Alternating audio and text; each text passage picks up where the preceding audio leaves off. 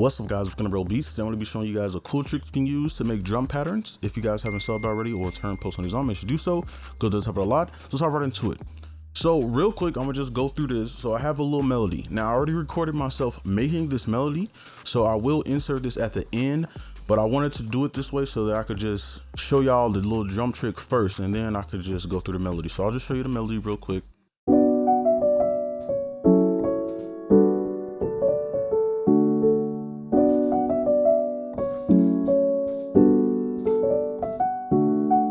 All right, something really simple. I just needed something just for this video, so let me turn these on.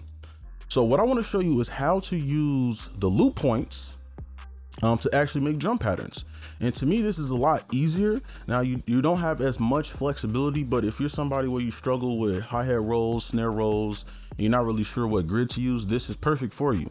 So basically, this needs to be on, right? And you need to have these red lines on the sides, and it'll pretty much loop this, whatever's in here, like that. And you could turn it off if you just want to do it once.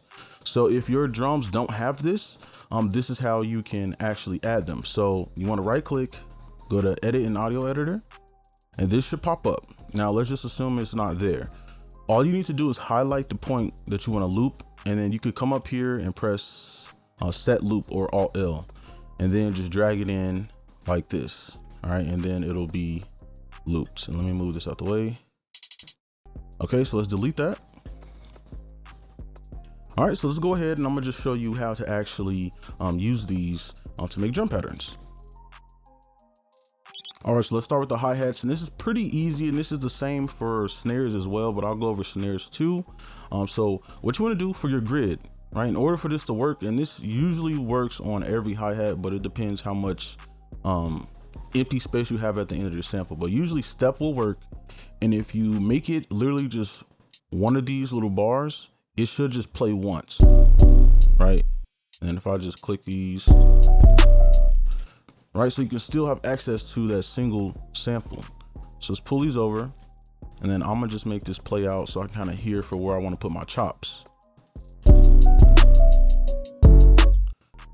right? So let's do a chop here, and you want to quantize it. And then maybe we can add some right here, and I'm gonna build up into this. Let me make sure y'all can see the grid. I'm just kind of build up into it. And then just for demonstration purposes, let's just grab something like this. And what you can do is grab this slide up here, and you can slide your hi-hats. And I'm gonna do like a longer one so you can really hear it. And that's gonna be way too loud. Right, and it sounds just as you would if you were to just chop it, right? Okay, so let's do one more over here, and we can just kind of copy it over just to save time.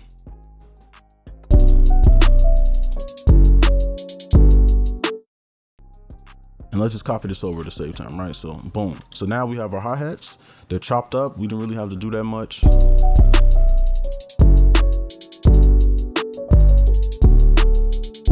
Now, obviously there are cons to this, but if you're someone where you struggle with drums, this can help you out in the beginning at least. All right, so let's move on to doing the snare.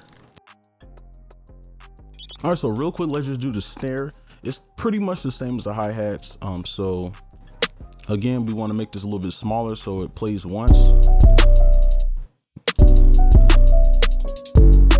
Right, so I'm gonna just place these and probably just some of these little spots here.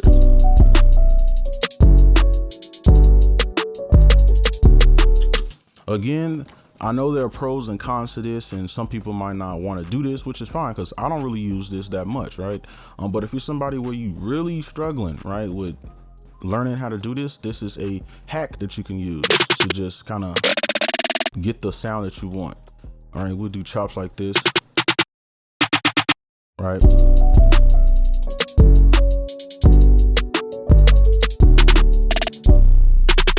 Probably want to turn that up a bit. All right, so that's pretty much it for the snare. So like I said, we're gonna move on to the melody part now, which I already recorded, but I'll just insert it in the video for you. All right,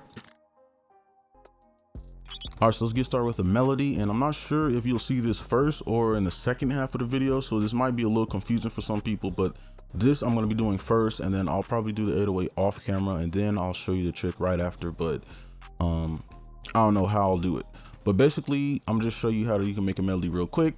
So let's just choose, let's do a B minor, close that. Let's go in here and we have a piano. So all you need is your first chord. If you have your first chord, you already have your chord progression. All right, so let's just do something like this. This is our B minor. And I'm gonna actually offset this so it has bounce. So you could look at these notes and be like, oh, I could just make a, you know, a bass line with this, right?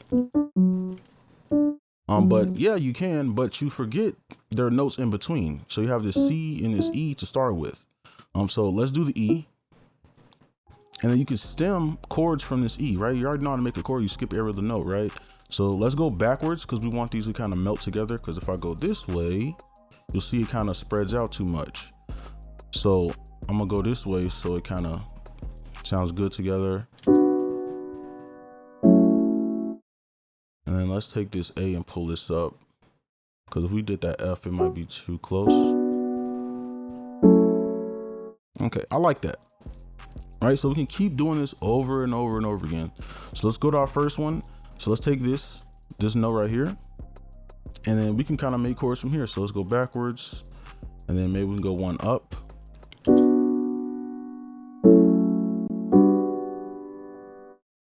All right, it's pretty smooth. Next, we have our chord progression. So now, just to make it easy, we can literally use the same exact chord. And you could keep using this method, but I'm gonna just keep it quick. All right, so you could go up like this and then mess with the octaves. So let's bring both these down.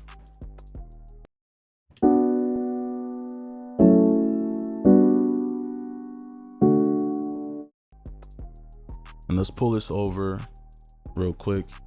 And then we could probably, let's take one of these out. All right.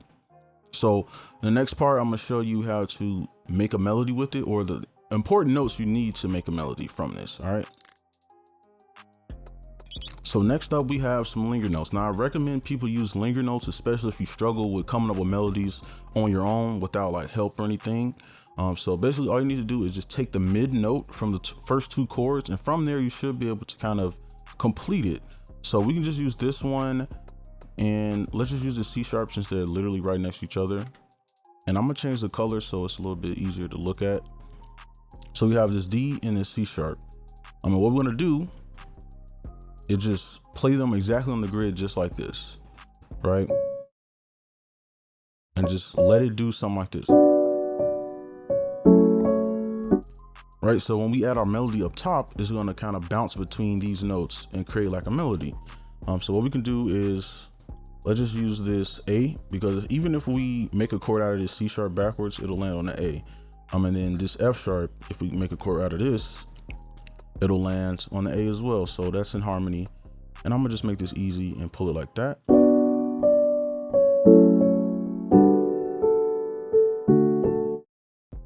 Okay, let's copy it over. And for variation, we only need to change a few things. So let's change the one at the end since it's the same. And let's use, because I'm hearing something high. So I'm hearing some like high up here. So let's try this F sharp since it's literally right here. Okay, I like that. So that is how you can kind of get a melody started. Right, give that bounce in there. So let's go ahead and add a quick little melody to finish this off. Now for our melody, I'm just use red, just so you can see the different notes. So basically, same thing, right? Now we could use these same notes. So we could use this F sharp up here to start our melody, and then we already got in between notes here. We just connect them. Make this a little bit smaller. Actually, I'm gonna pull this back so it plays all the way. And then let's just kind of,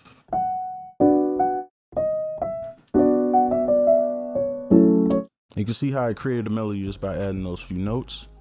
And I'm gonna keep this simple because this video is supposed to be a drum video, so I don't want to go too crazy. So I'm gonna just keep this going.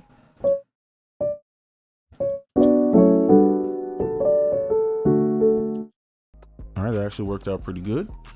So I'm gonna just keep this going, saving a little bit of time.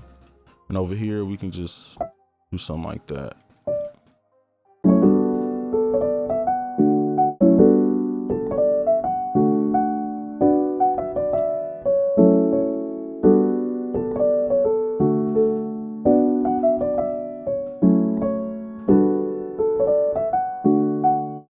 All right, and I guess since I'm gonna edit this in a certain way, I'm gonna do the outro here.